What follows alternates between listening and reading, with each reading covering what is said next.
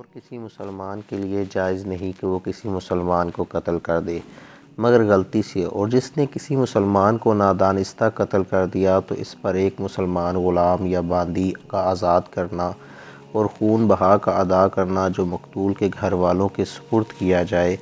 لازم ہے، مگر یہ کہ وہ معاف کر دیں۔ پھر اگر وہ مقتول تمہاری دشمن قوم سے ہو اور وہ مومن بھی ہو تو صرف ایک غلام یا باندی کا آزاد کرنا ہی لازم ہے،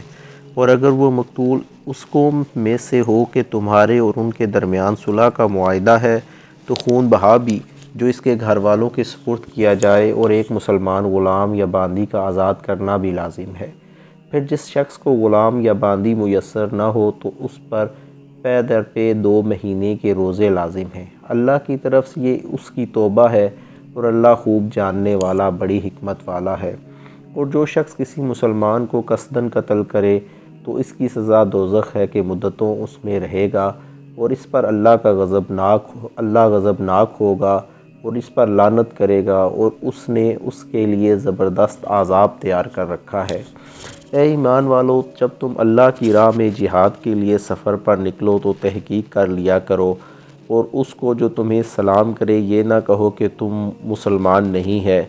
تم ایک مسلمان کو کافر کہہ کر مارنے کے بعد مال غنیمت کی صورت میں دنیاوی زندگی کا سامان تلاش کرتے ہو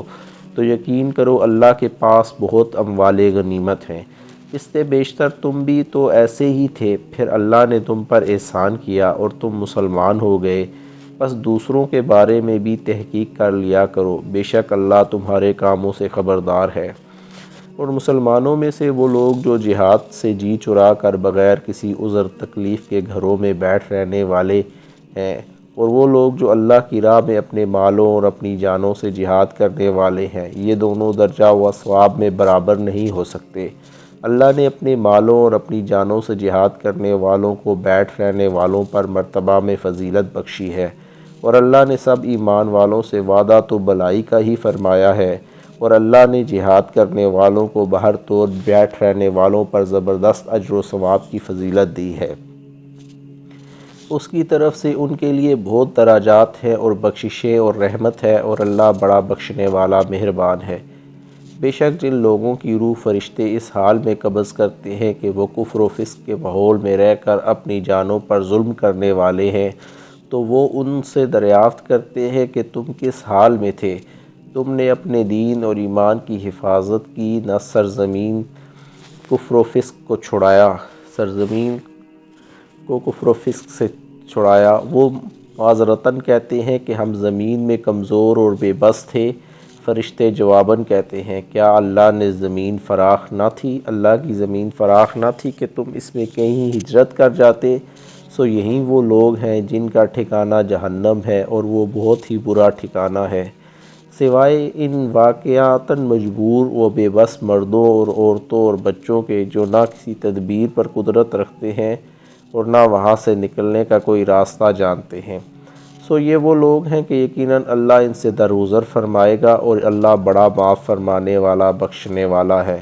اور جو کوئی اللہ کی راہ میں گھر بار چھوڑ کر نکلے تو وہ زمین میں ہجرت کے لیے بہت سی جگہیں اور معاش کے لیے کشائش پائے گا،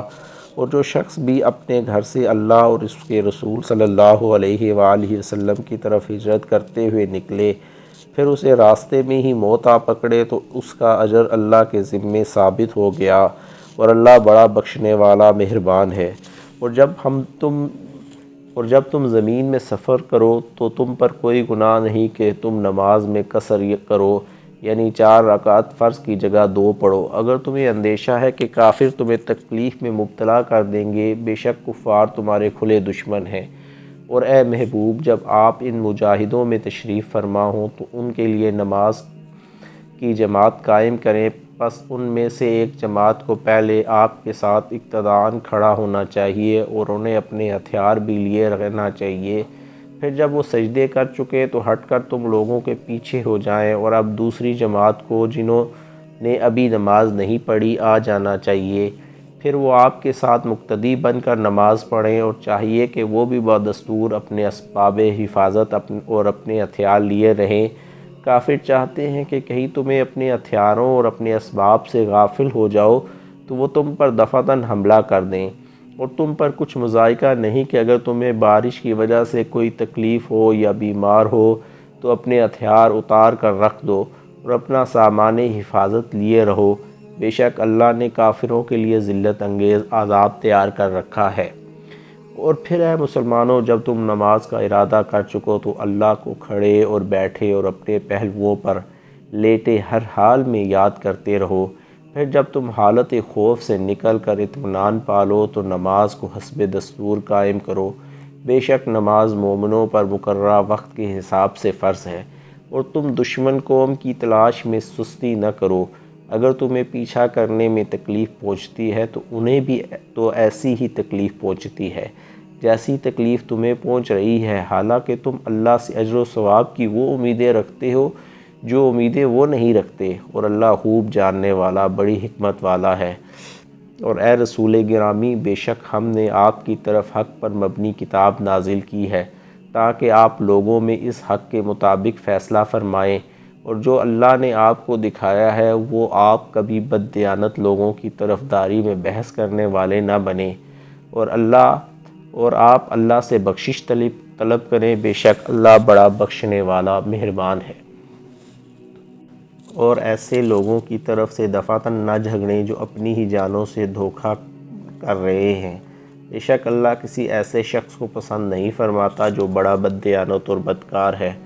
اور وہ لوگوں سے شرماتے ہوئے اپنی دغا بازی کو چھپاتے ہیں اور اللہ سے نہیں شرماتے، حال کہ وہ ان کے ساتھ ہوتا ہے جب وہ رات کو کسی ایسی بات سے متعلق چھپ کر مشورہ کرتے ہیں جسے اللہ ناپسند فرماتا ہے، اور اللہ جو کچھ وہ کرتے ہیں اسے احاطہ کیے ہوئے ہے۔